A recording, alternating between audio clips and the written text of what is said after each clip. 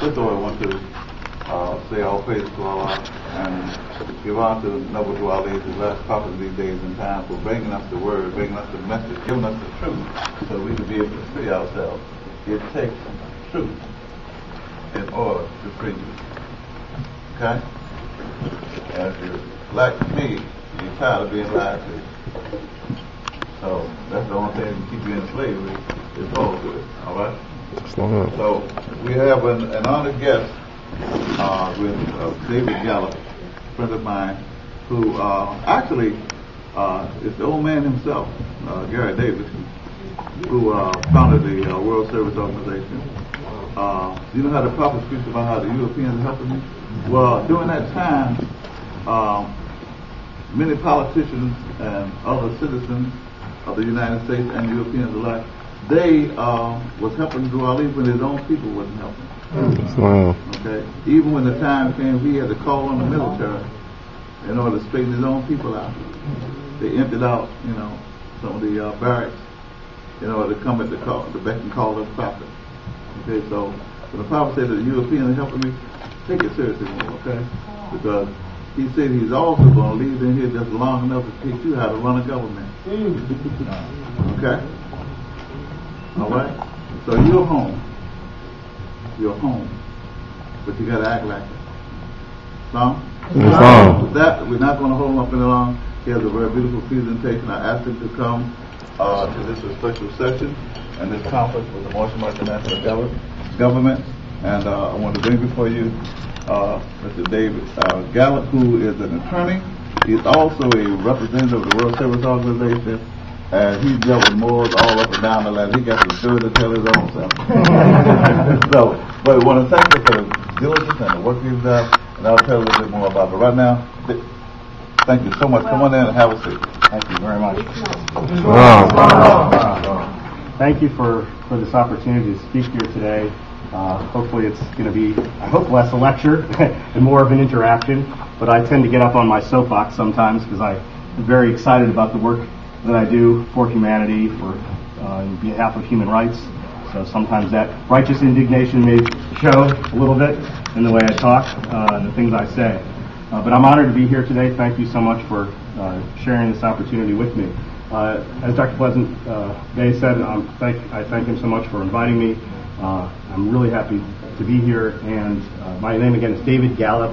I'm a human rights lawyer, but whenever you say lawyer, that brings some things to people's minds, like, well, what does that mean? And who does he represent? And I was just speaking to somebody in the audience who was saying, well, who do you give your oath to? The Constitution or the Uniform Commercial Code? And so these are issues that for me, it's less important, that there's a Constitution or that there's a Uniform Commercial Code. It's more important that we have innate and inalienable rights, which even if they had never been written down, would be really important for us to know. And that's why I gave everybody a copy of the Universal Declaration of Human Rights. So please keep that in your pocket. It's very useful to know what your rights are. We can't claim our rights unless we first know them. So I've got some slides here, which not maybe everybody can see, and that's not really important so much to the presentation. It's more what I'm going to say, which I guess will be important. But feel free to take a look at it afterwards. But I'll press some of the slides as we go. So I think one of my roles here this afternoon is to bring up the idea of unity. Just for the little bit of time that I was here before my chance to speak this afternoon, I heard people expressing concerns about how do we bring everybody together. And when I say we, for the purpose of the Moorish nation, I mean you, the Moorish nation. But also for my purpose, when I say we, I mean every human being.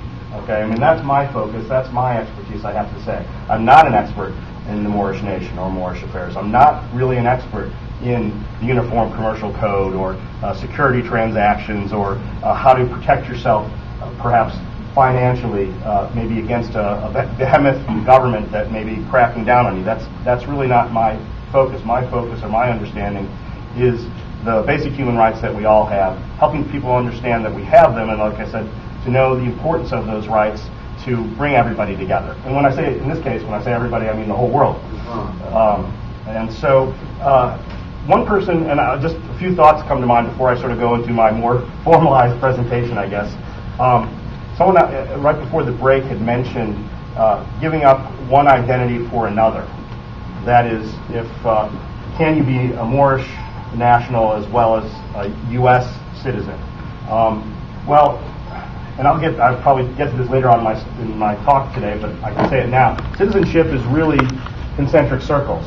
We're first a citizen of our family, then we're a citizen of our town, of our state, of our region, you could say your country, the hemisphere, the earth, and even the universe.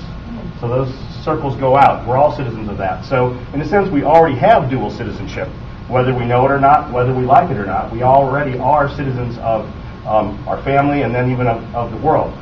What our concern at World Service Authority, where I work and have worked for almost 20 years, is that there's certain levels of citizenship that could cause problems for us, for all of us, together.